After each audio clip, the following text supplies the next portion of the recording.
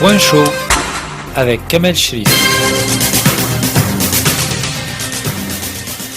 À la veille du 7 octobre, se tiennent aujourd'hui en Égypte des pourparlers indirects entre Israéliens et des responsables du Hamas en présence d'un émissaire américain, Steve Witkoff, qui est très proche de Trump, et Jared Kushner, gendre de Trump.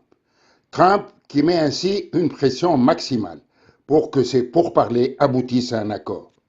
Il affiche son optimisme pour décrocher rapidement ce deal, car derrière cet accord, il y a des enjeux personnels et des enjeux politiques. Pour l'heure, tout le monde, ou presque, se veut optimiste, mais le diable est dans les détails. Comment ne pas dénoncer la passivité de la communauté internationale, incapable depuis 2 ans d'obtenir et surtout d'imposer un cessez-le-feu?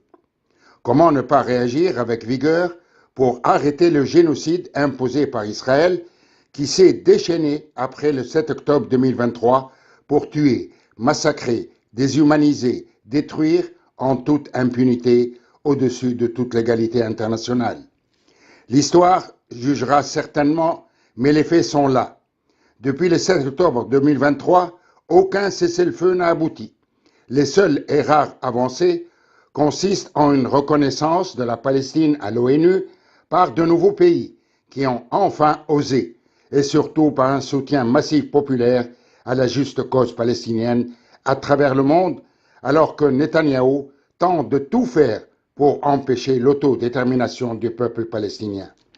Trump a même menacé le Hamas et lui a promis l'enfer, l'obligeant à donner son accord qui a consisté en un oui mais.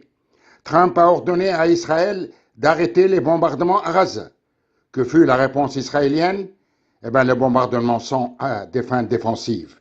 Le monde à l'envers, la réalité déformée, alors que le monde entier sait que pour Netanyahou, c'est une manière pour éviter un cessez-le-feu. Peut-on parler d'un espoir de paix, ou même d'un cessez-le-feu? Espérons-le, ne serait-ce pour que cessent les souffrances des civils palestiniens. Quant aux négociations qui portent essentiellement sur la libération des otages, prélude d'un cessez-le-feu, c'est une question de crédibilité et de réelle bonne volonté. Point chaud avec Kamel Cherif.